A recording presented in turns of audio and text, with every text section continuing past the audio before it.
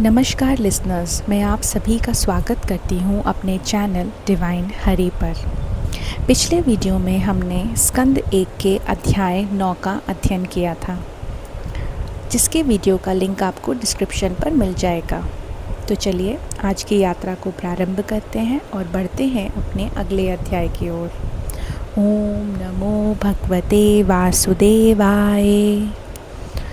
स्कंद 1 अध्याय 10। श्री कृष्ण का द्वारिका गमन। शौनक जी ने पूछा, महाराज युधिष्ठिर ने अपनी पैतृक संपत्ति को हड़प जाने के इच्छुक लोगों का नाश करके अपने भाइयों के साथ किस प्रकार से राज्य का शासन किया और कौन कौन से काम किए, क्योंकि भोगों में तो उनकी प्रवृत्ति थी ही नहीं। सूत जी कहते हैं, संपूर्ण सृष्टि को जीवित करने वाले भगवान श्री हरि परस्पर ही कुरुवंश को पुनः अंकुरित कर और युधिष्ठिर को उनके राज्य सिंहासन पर बैठाकर बहुत प्रसन्न हुए। भीष्म पितामह और भगवान श्री कृष्ण के उपदेशों के श्रवण से उनके अंतःकरण में विज्ञान का उदय हुआ और भ्रांति मिट गई। भगवान के आश्रय में रहकर वे समुद्र पर्यंत सारी पृथ्वी का इंद्र के समान शासन करने लगे। भीमसेन आदि उनके भाई पूर्ण रूप से उनकी आज्ञाओं का पालन करते थे।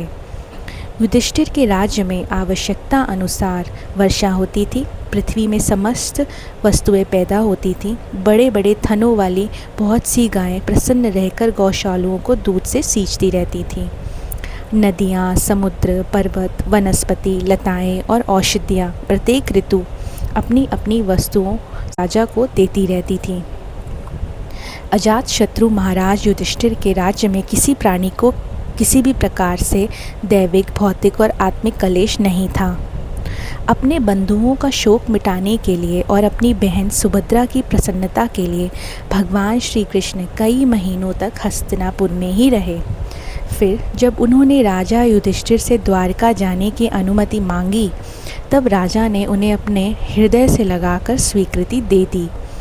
भगवान उनको प्रणाम करके रथ पर सवार हुए। कुछ लोग समान उम्र वालों ने उनका आलिंगन किया और कुछ छोटी उम्र वालों ने प्रणाम किया। उस समय सुभद्रा, द्रौपदी, कुंती, उत्तरा, गांधारी, धृतराष्ट्र, कृपाचार्य, नकुल, सहदेव, भीमसेन, धौम्य, सत्यवती आदि सब मूर्छित से हो गए। वे श्री कृष्ण का विरह न सह सके। भगवान के दर्शन तथा स्पर्श से, उनके साथ आलाप करने से तथा साथ ही साथ सोने, उठने, बैठने और भोजन करने से जिनका संपूर्ण हृदय उन्हें समर्पित हो चुका था, वे पांडव भला उनका विरह कैसे सह सकते थे। उनका चित्त द्रवित हो रहा था। वे सब नेत्रों से भगवान को देखते हुए मोह बंधन से बंध कर जहाँ तहाँ दौड़ रहे थे। भगवान श्री कृष्ण के घर से चलते समय उनके बंधुओं की स्त्रियों के नेत्र में आंसू भर आए, परंतु इस भय से कि कहीं यात्रा के समय अश्रु न हो जाए, उन्होंने बड़ी कठिनाई से उन्हें रोक लिया। भगवान के प्रस्थान के समय शंख, वीणा, ढोल, नगाड़े, घंटे आदि सब बजने लगे। भगवान के दर्शन की लालसा से कुरुवंश की स्त्रियां अटारियों पर चढ़ गईं और प्रेम, लज्जा एवं मुस्कान से युक्त चितवन से भगवान को देखती हुई उन पर पुष्पों की वर्षा करने लगीं।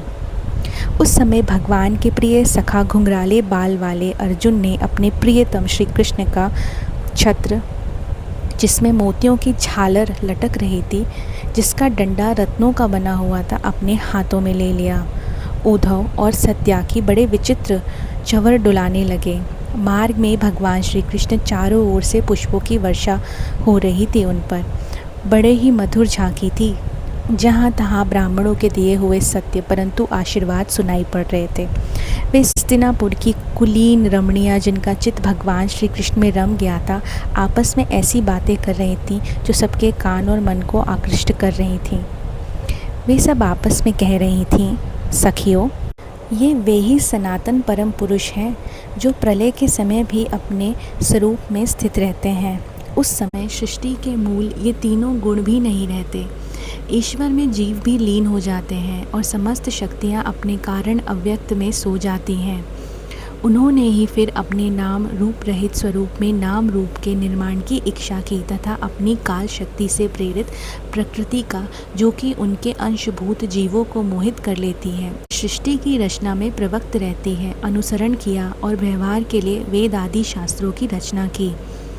इस जगत में जिसके स्वरूप का साक्षात्कार जितेंद्रिय योगी अपने प्राणों को वश में करके भक्ति से प्रफुल्लित निर्मल हृदय में किया करते हैं, ये श्री कृष्ण वही साक्षात परब्रह्म है।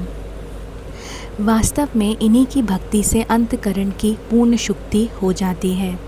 सखी, वास्तव में ये वही हैं जिनकी सुंदर लीलाओं का गायन वेदों में और दूसरे गोपनीय शास्त्रों में व्यास आदि रहस्यवादी ऋषियों ने किया है, जो एक अद्वितीय ईश्वर है और अपनी लीला से जगत को सृष्टि, पालन तथा संहार करते हैं, परंतु उनमें आसक्त नहीं होते।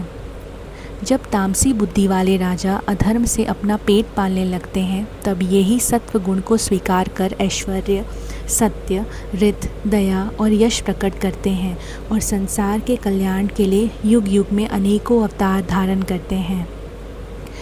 यह यदुवंश परम प्रशंसनीय है, क्योंकि लक्ष्मीपति पुरुषोत्तम श्री कृष्ण ने जन्म ग्रहण करके इस वंश को सम्मानित किया है। बड़े हर्ष की बात है कि द्वारका ने स्वर्ग के यश का तिरस्कार करके पृथ्वी के पवित्र यश को बढ़ाया है। क्यों ना हो, वहाँ की प्रजा अपने स्वामी भगवान श्री कृष्ण को, जो बड़े प्रेम से मुस्कुराते हुए उन्हें देखते हैं, उन्हें निहारती ही रहती है। स्वयंवर में शिशुपाल आदि मतवाले राजाओं का मान मर्दन करके जिनको अपने बाहुबल से हर लाए थे तथा वे स्वयंवर में शिशुपाल आदि मत वाले राजाओं का मान मर्दन करके जिनको अपने बाहुबल से हर लाए थे तथा जिनके पुत्र प्रद्युम्न, सांब, आम आदि हैं, वे रुक्मणी आदि 8 पटरानियाँ और भौमासुर को मारकर लाई हुई जो इनकी हज़ारों अन्य पत्नियाँ हैं, वे वास्तव में बड़ी ही धन्य हैं, क्योंकि इन सभी ने पवित्रता से रहित स्त्री जीवन को पवित्र और उज्ज्वल बना दिया है।